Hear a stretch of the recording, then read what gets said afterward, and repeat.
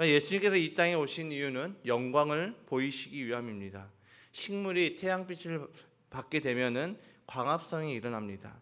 영적인 존재도 이 예수님의 영광을 통하여서 영혼들이 살아나게 되는 것이죠. 하나님의 그 영광을 보이시는 방법은 사람을 통해서 하나님의 영광을 드러내십니다. 하지만 거짓 종교는 다른 것으로 영광을 보이려고 하죠.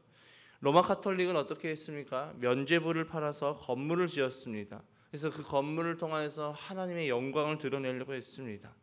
바울과 초대교회의 역사를 보게 되면 습기찬 감옥밖에 없습니다. 그들은 건물을 남기지 않았죠. 오직 그들은 하나님의 백성들은 신실한 주의 종들을 남겼습니다. 사람을 세운 것이죠. 이 시대의 교회는 하나님의 영광을 위하여서 사람을 세워야 됩니다. 예수님은 12제자를 세우시는데 전력을 다하셨습니다.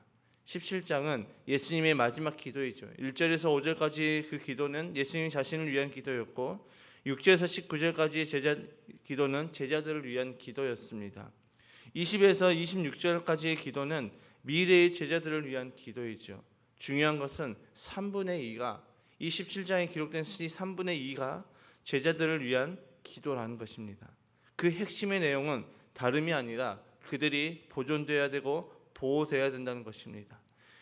하나님 영적으로 이것은 매우 중요한 말씀이죠. 결국 교회와 가정, 이것이 교회와 가정을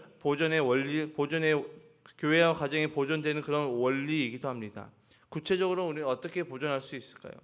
구체적으로 우리가 교회와 가정을 어떻게 보존할 수 있을지 우리 함께 하나님의 말씀을 통해서 나눠보고자 합니다. 첫 번째로 하나가 되어야 됩니다.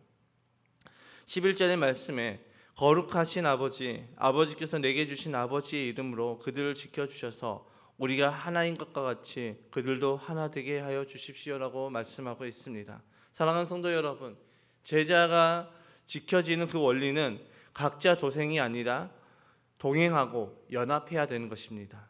다시 말하지만 예수님 당시 하나님의 나라의 영광은 제자들을 통해서 드러났습니다. 그래서 예수님은 제자들을 부르셨고 제자들을 세우셨죠. 이 시대의 교회를 통해서 하나님의 영광이 드러나게 됩니다. 목사의 사명, 신자의 사명은 두말할 것 없이 교회의 영광을 지키는 것이고 하나님 나라의 확장을 위해서 쓰임받는 것입니다. 그런데 이 시대의 교회의 영광이 무너진 지 오래됐죠. 그 이유가 무엇입니까? 교회의 영광이 무너진 이유는 분열했기 때문입니다. 예수님께서는 분명히 기도하셨죠. 11절의 말씀에 아버지의 이름으로 그들을 지켜주셔서 우리가 하나인 것 같이 그들도 하나가 되게 하여 주십시오라고 말씀하고 있습니다. 말씀 그대로이죠. 지금껏 분열해서 보존되는 교회는 없었습니다. 지금껏 분열해서 보존되는 공동체는 없었습니다. 모든 공동체든 하나 되지가 않으면 다 없어지고 사라졌습니다. 성부와 성자와 성령 하나님 같이 신비한 연합을 이루어서 하나가 되어야 보존의 은혜를 지켜지는 그 은혜를 누리게 되는 것이죠. 그러니까 교회가 지켜지고 제자로서의 그 교회 예수님의 제자가 지켜지는 그것은 바로 연합의 그 비밀이 있다는 것입니다. 이 말씀에 우리의 교회의 방향성이 담겨져 있죠. 방향성이 분명하게 나와져 있습니다. 우리 교회가 하나가 될 때 하나님의 영광이 우리 교회를 통하여서 드러난다는 것입니다. 우리 신자들의 우리 성도들의 삶이 하나가 될 때 교회 안에서 성도가 하나가 될 때 우리의 삶을 통하여서 하나님의 영광이 드러난다는 것이죠. 그래서 삶 공부가 굉장히 중요합니다. 삶 공부를 통해서 우리는 교회론의 일치, 교회의 방향성의 일치가 일어나야 되는 것이죠. 우리가 삶 공부를 왜 중요하냐면 그것을 통해서 이 부분에 대해서 우리가 일치가 일어나야 되는 것입니다. 특히 생명의 삶은 단순히 우리가 복음에 대한 지식을 배우는 것으로 끝나는 것이 아닙니다. 신앙생활에서 가장 중요한 것, 교회의 존재 목적, 교회의 사명, 우리의 사명, 하나님, 그리고 예수님, 성령님, 우리가 헌금, 헌신 이런 것들에 대해서 함께 공부하면서 하나가 되는 시간입니다. 우리 교회는 이런 교회입니다라고 이 생명의 삶 가운데서 우리가 배우고 그 교회 우리가 정말 하나님의 소원을 이루어드리는 그 교회를 세우기 위해서 헌신하는 것이죠. 교회는 많은 사람들이 모이는 곳입니다. 그렇기 때문에 각자의 생각이 다 다릅니다. 특별히 신앙생활을 오래 하면 할수록 그 신앙에 있어서 내가 중요하다고 생각하는 부분이 다 다릅니다. 그것을 하나로 모으지 않으면, 하나로 일치시키지 않으면 교회는 결국 분열이 되고 다툼이 일어난다는 것이죠. 뭐 다름의 시각, 다른 부분에서의 그 다름의 시각, 다름의 관점을 이해하고 용납해 줄 수는 있지만 진리에서만큼은 타협이 없어야 됩니다. 진리에서만큼은 정말 하나가 되어야 되고, 진리에서만큼은 교회의 사명, 교회의 소명, 우리의 사명, 우리가 이 땅에 존재하는 그 목적, 하나님이 우리를 어떻게 말씀하시는가, 이런 부분에서는 절대 다른 부분에서는 타협이 일어나서는 안 되는 것이죠. 교회의 존재 목적, 사명, 신앙생활에서 가장 중요한 것, 이 부분에서 하나 되는 작업이 필요합니다. 그 작업이 이 생명의 삶에서 이루어지는 것이죠. 그래서 생명의 삶은 단순히 내가 뭐 한 가지를 배웠다라는 것이 아니라 우리 교회가 나가는 그 방향성에 대해서 정확하게 배우고 이것을 일치시키는 그런 과정으로 우리가 이것을 들어가는 것입니다. 그런데 문제는 오늘날 교회가 이 부분에 대해서 하나 되지 않으니까 자꾸 분열이 생기고 다툼이 생긴다는 것입니다. 불평과 불만이 생긴다는 것이죠. 제가 사역했던 교회에서도 목사님과 성도님들 사이에 중요하게 여겼던 부분들이 맞지 않으니까 자꾸 성도님들은 불평과 불만 그리고 원망의 소리를 이제 쏟아냅니다. 또 목사님도 그분들을 정말 불편해하십니다. 결국 그 성도들은 교회를 떠나게 되었죠. 교회 존재 목적이 무엇일까요? 교회 존재 목적은 제가 끊임없이 강조했던 것처럼 영혼 구원에서 제자 삼는 것입니다.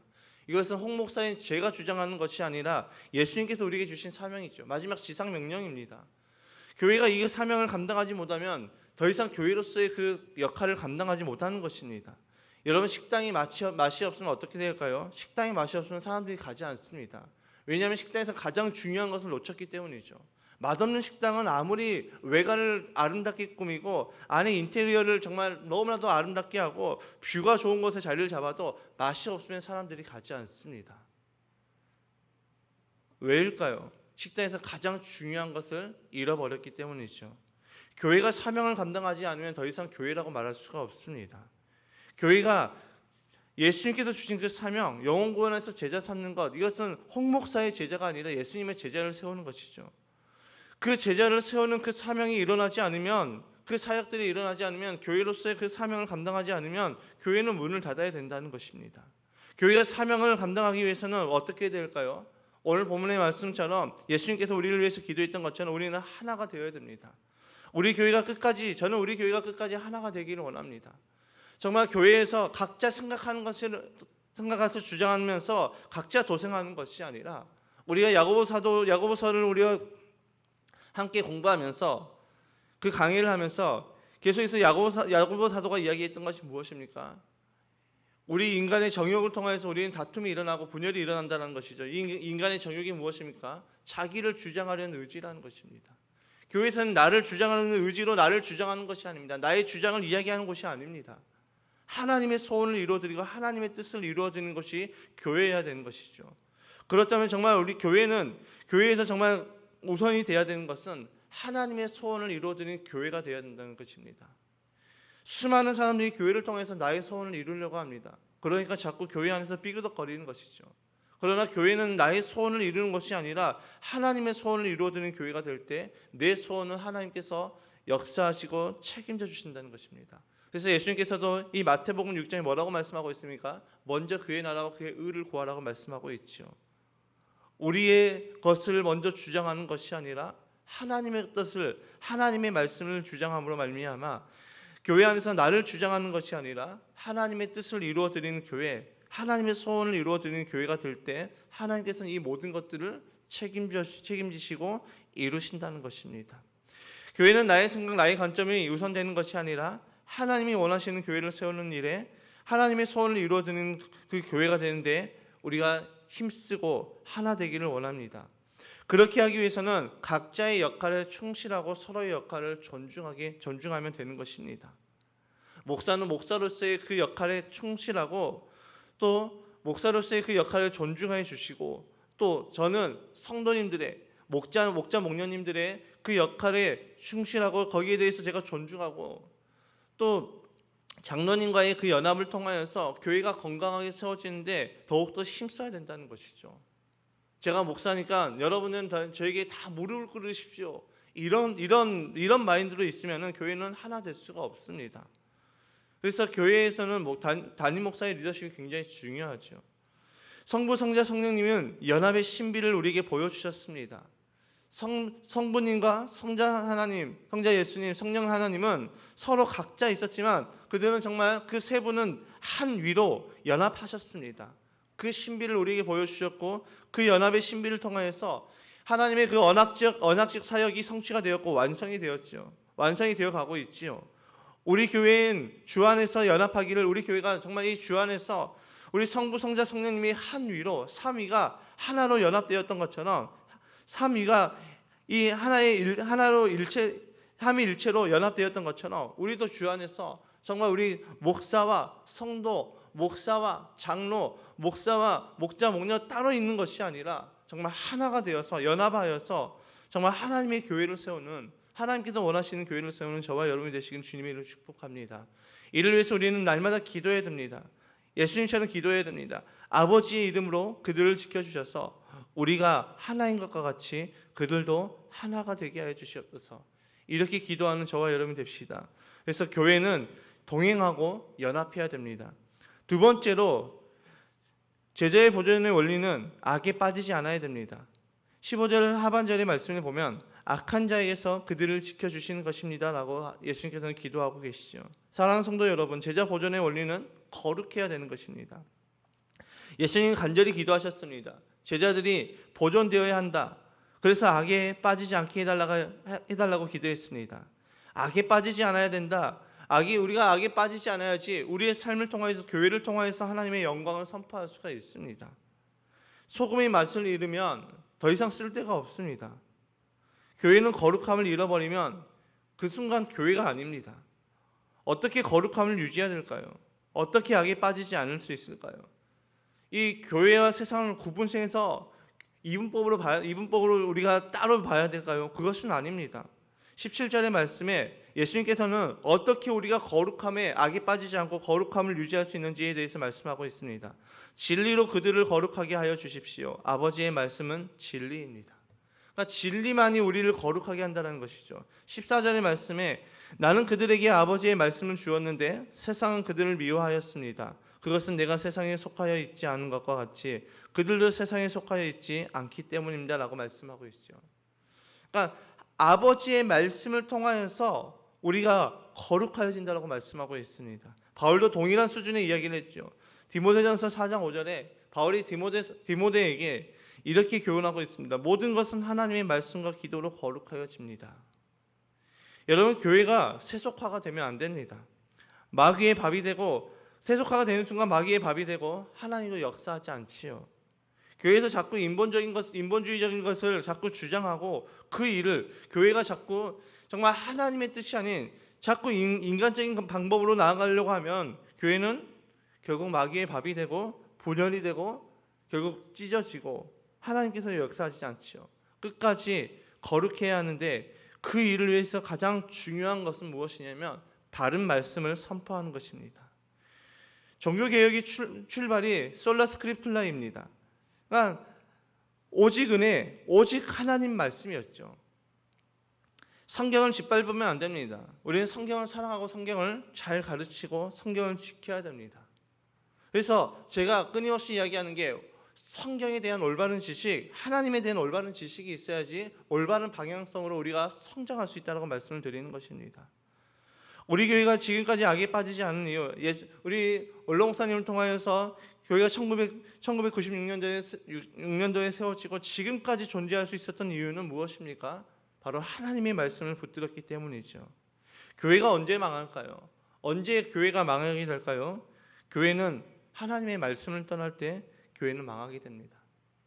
교회 안에 하나님의 말씀이 아니라 자신의 뜻대로 내가 생각하는 교회를 세우려고 할 때 교회는 망하게 되는 것입니다.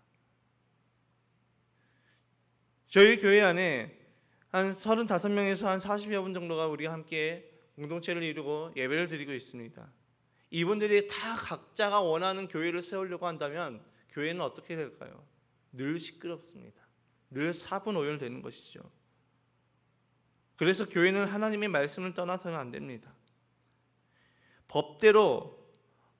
법을 지키면서 올림픽에 참가하는 선수들은 문제가 없습니다. 그러나 도핑 테스트에 걸리고 법을 어긴 그 선수들은 이제 생명이 끝나는 것이죠. 교회도 마찬가지입니다. 교회가 하나님의 말씀을 지킬 때는 교회는 날마다 하나님께서 지켜주시고 하나님의 역사가 일어나고 하나님의 일하심이 나타납니다. 그러나 하나님의 말씀을 잃어버린 그 순간부터 교회는 무너지기 시작합니다. 메가더 장군이 자녀들 위해서 이렇게 기도했습니다. 하나님, 나의 아들을 쉬움과 안락의 길로 인도하지 마시고 고난과 도전의 분투 항거할 수 있는 길로 인도하소서. 그리하여 폭풍 중에서도 용감하게 싸울 줄 알고 패자를 긍휼히 여길 줄 알도록 가르쳐 주옵소서. 여러분, 우리 교회가 편안한 길로 가려고 하는 그 순간부터, 우리의 삶이 편안하게 살려고 하는 그 순간부터 우리는 타락하게 되는 것입니다. 왜 가정교회로 전환을 하고 영혼권에서 제자 삼는 그 일, 그 사명에 우리가 충성하자라고 끊임없이 이야기하고 있습니까? 여러분, 이 시대에 그냥 우리가 전도 안 하고 우리끼리 신앙생활하고 우리끼리 말씀 전하고 우리끼리 편하게 하는 건 얼마든지 할 수 있습니다. 그러나 그렇게 하는 그 순간부터 우리는 무너지는 그 길을 걸어가게 되는 것입니다. 성도가, 신자가 이 땅에서 살아가면서 내 삶을 통하여서 나의 헌신과 나의 섬김을 통해서 영혼권에서 제자 삼는 그 삶을 살아가지 않는 순간부터 신자는 타락하게 되는 것입니다. 이기적으로 변하게 되는 것이죠.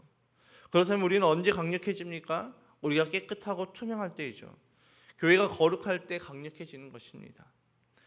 죄가 무서운 것은 회개에도 마귀가 그 파일로 계속해서 공격하기 때문이죠. 아무리 회개를 해도 마귀는 끊임없이 그걸 가지고 공격합니다. 너 이거 죄 지었잖아.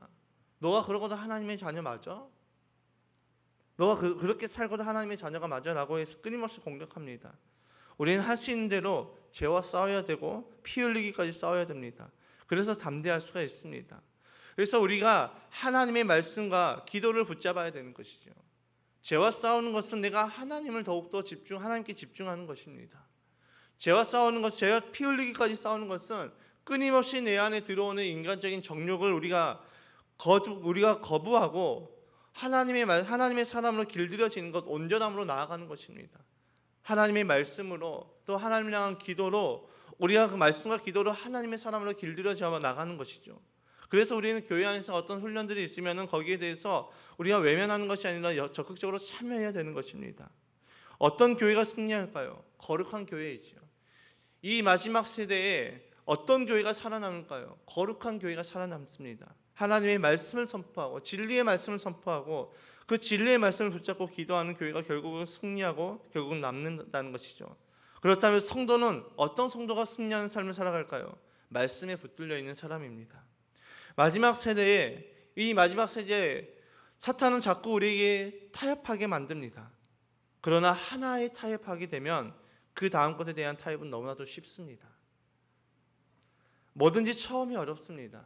근데 처음 한 번 타협하면 그 다음부터는 당연하게 타협이 됩니다. 기도의 시간, 예배의 시간 우리는 절대 타협하면 안 됩니다. 사탄은 우리에게 끊임없이 그 자리에 못 나가게 합니다. 우리는 그때 어떻게 해야 될까요? 믿음으로 돌파를 해야 되죠. 사탄의 방해에 우리는 무기력하게 넘어지면 안 됩니다. 예수님께서는 사역 당시 단 한 번도 기도에 소홀하지 않았습니다. 단 한 번도 하나님 앞에 나아가는 그 예배에 소홀하지 않으셨습니다. 예수님께서는 이 말씀과 기도를 한 번도 소홀하게 여기지 않으셨습니다. 말씀과 기도가 우리를 세우고 교회를 세워나가게 됩니다. 거룩한 교회는 하나님의 말씀과 기도가 살아있는 교회입니다. 우리 교회가 거룩한 교회로서 세워지기 위해서는 우리 교회 안에 바른 복음의 말씀이 선포가 되고, 그리고 성도는 이곳에서 이 기도를 절대 놓으면 안 된다는 것이죠. 저희가 이제 각자 기도 제목을 가지고 이제 오후 4시에 기도하시는 분들이 몇몇 분 생겼습니다. 저는 그 시간이 너무나도 좋습니다. 그 시간에 뜨겁게 기도하고 부르짖으면서 기도하고 방언으로 기도하는 그것을 통해서 교회가 점점 더 세워지고 있고 더 살아나고 있구나 라는 것을 지금 깨닫고 있습니다. 너무나도 놀라운 것은 그 기도를 한 시점부터 하나님께서 매주 새로운 분들을 계속해서 보내주고 계신다는 것입니다. 우리 성도님들이 자녀들이 오시는 것이지만 그럼에도 불구하고 새로운 얼굴들이 보인다는 것이죠. 여러분, 기도가 멈춰지면 그 순간 하나님의 역사도 멈춰집니다. 그러나 이 교회 안에 기도가 살아나고 하나님의 말씀이 살아나면 하나님의 역사는 다시 일어난다는 것입니다. 그래서 교회는 어떻게 해야 되느냐? 거룩해야 됩니다. 우리의 가정도 마찬가지죠. 우리의 가정도 거룩해야 됩니다. 우리의 가정도 하나님의 말씀과 기도에 붙들려 있어야 됩니다. 우리의 삶도 하나님의 말씀과 기도에 붙들려 있어야 되는 것이죠. 그래서 거룩해야지 우리는 악에 빠지지 않습니다. 그래서 오늘 말씀을 총 정리하면 제자 보존의 원리는 어떻게 해야 되느냐? 우리가 하나가 되고 또 악에 빠지지 않는 것, 즉 거룩한 교회로 세워질 때 우리가 지켜지고 우리의 삶을 통하여서 예수님의 제자가 세워진다는 것입니다. 그래서 오늘도 우리가 하나님의 사명에 대해서, 하나님의 사명을 이루기 위해서 하나 되며, 하나님의 소원을 이루기 위해서 하나 되며, 또 우리 교회가, 우리의 삶이, 우리의 가정이 악에 빠지지 않기를 주님의 이름으로 축복합니다.